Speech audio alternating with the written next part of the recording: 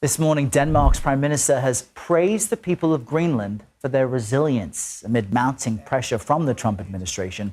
And the world needs us to have Greenland, including Denmark. Denmark has to have us have Greenland. The world's largest island, Greenland is a landmass 3 times the size of Texas, but with a population of just 57,000. It has long existed as a remote and overlooked territory. But why would a U.S. president want to buy an icy island with just 57,000 people? The answer might surprise you. Yet, in recent years, it has emerged as an unexpected focal point in global geopolitics. The island's strategic location, vast natural resources, and have thrust it into the global spotlight, placing the fate of its people at the center of a geopolitical tug-of-war. Amid this newfound attention, one figure has dominated the discourse. Former U.S. President Donald Trump, whose persistent interest in acquiring Greenland has sparked controversy, diplomatic tensions, and a renewed debate over the island's destiny. Greenland, a self-governing territory within the Kingdom of Denmark, has been under Danish rule for 3 centuries. Yet its capital, Nuuk, lies closer to New York than to Copenhagen, underscoring its unique geographic position between North America and Europe. The island's sparse population clings to the coastline. With no roads connecting its scattered settlements, travel often requires cross-country skiing or small aircraft, weather permitting. Like Trump speaking at the GOP Governors Conference yesterday, where he reiterated the idea of taking over Greenland from Denmark. We've been talking about this all morning. Pippa Stevens is here with more on what Greenland has to offer. Well, President-elect Donald Trump has set his sights on Greenland because of its rich mineral resources, access to global shipping routes, and strategic location in the Arctic, which is especially important as tensions with Russia and China flare. The territory's significance extends far beyond its icy landscapes. As climate change accelerates, Greenland's melting ice sheets reveal untapped mineral wealth, including rare earth elements critical for modern technology. Its location also offers military advantages, with the U.S. maintaining a key airbase at Thule since the Cold War. In 2019, then-President Trump first floated the idea of purchasing Greenland, an offer swiftly dismissed by Denmark as absurd. Yet Trump's fascination with the island has not waned.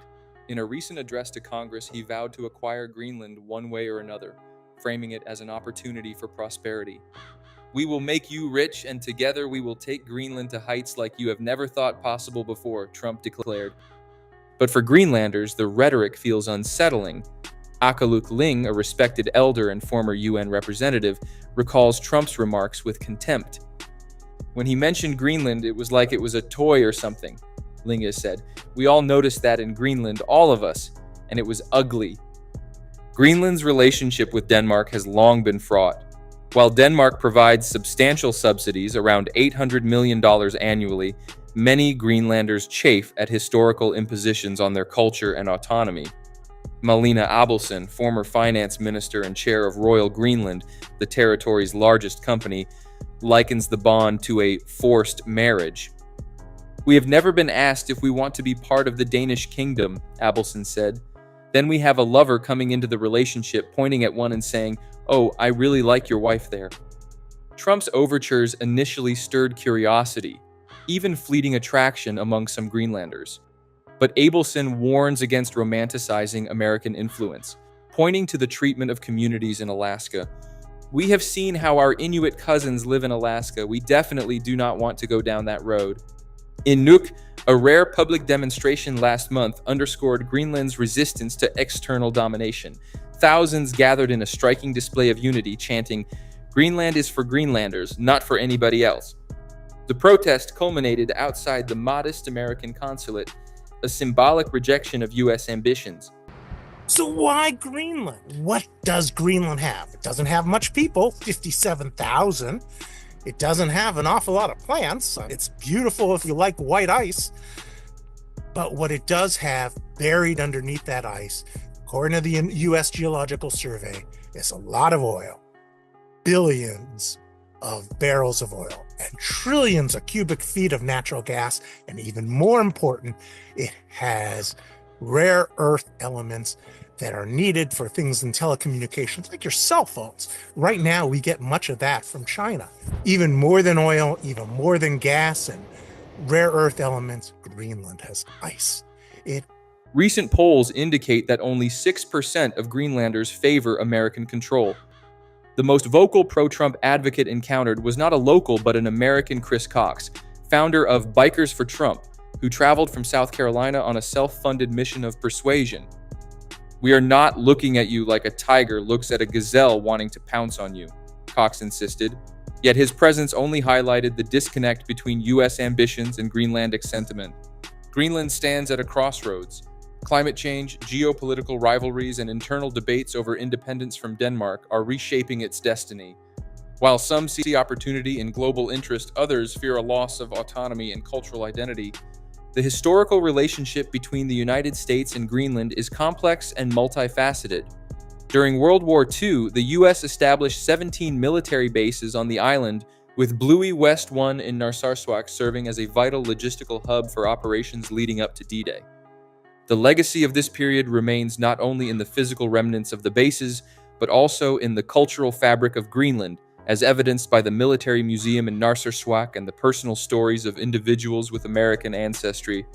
As Melina Abelson states, "There's a strong, long relationship with the Americans.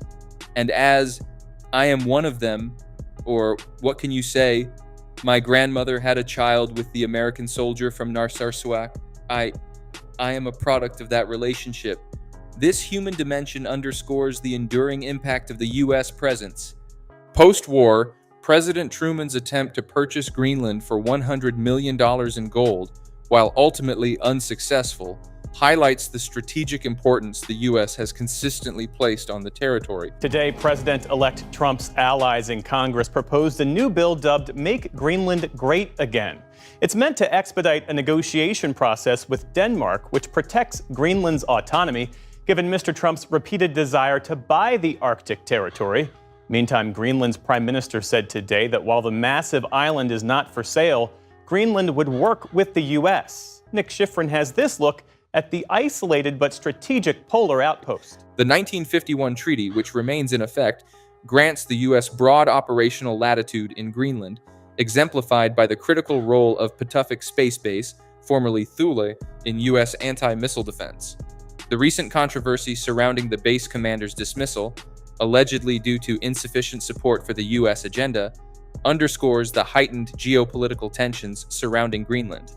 The contemporary focus on Greenland stems from its strategic significance in the context of melting ice caps and emerging Arctic trade routes.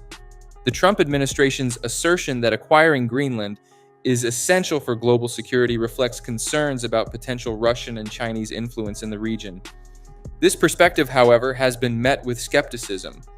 Political scientist Ola Waver, based in Copenhagen, raises a crucial point. Bottom line is the Americans are militarily on Greenland as much as they want. And from our side, we will do everything we can to continue to have close cooperation. But Trump also refused to rule out trying to seize Greenland with the U.S. military. I'm not going to commit to that now. It might be that you'll have to do something. And that led to European warnings. He further clarifies that any legitimate request from the U.S. to establish a base would likely be granted, raising the question of why a formal acquisition is being pursued. The implications of a U.S. annexation of Greenland are profound. Waver warns that such an action would blow NATO to pieces, representing a fundamental breach of international norms. He also expresses concern that it could set a dangerous precedent, potentially allowing courage to other nations to pursue territorial expansion, citing the Russian invasion of Ukraine and the potential for Chinese action against Taiwan as examples.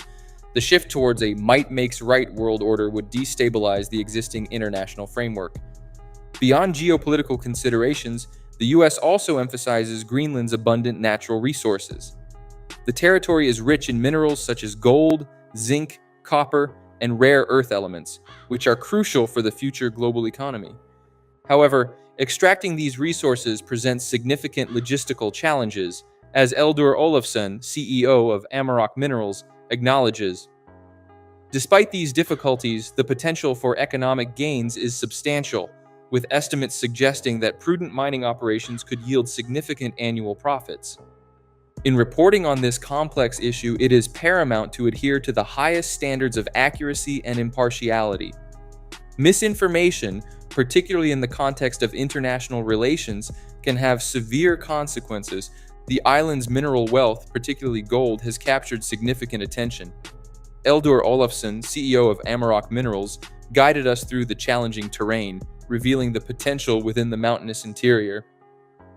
We're going into and up, which is quite rare in today's mining world, he noted, emphasizing the unique logistical hurdles. The journey into the mine's depths, a bumpy 30-minute ride through sinuous tunnels, highlighted the raw, untapped potential.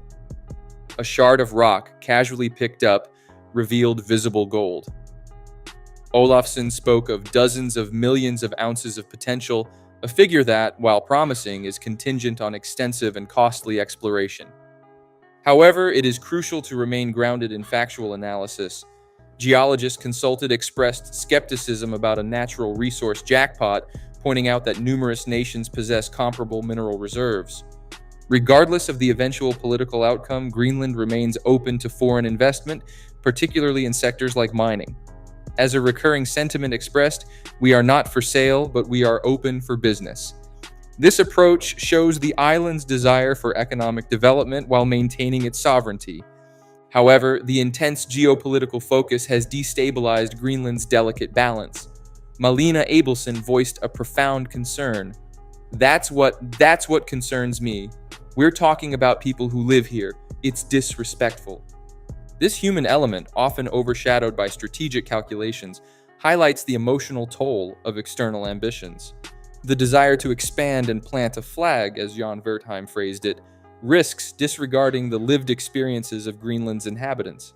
For now, the island remains a breathtaking expanse of snow-dusted peaks.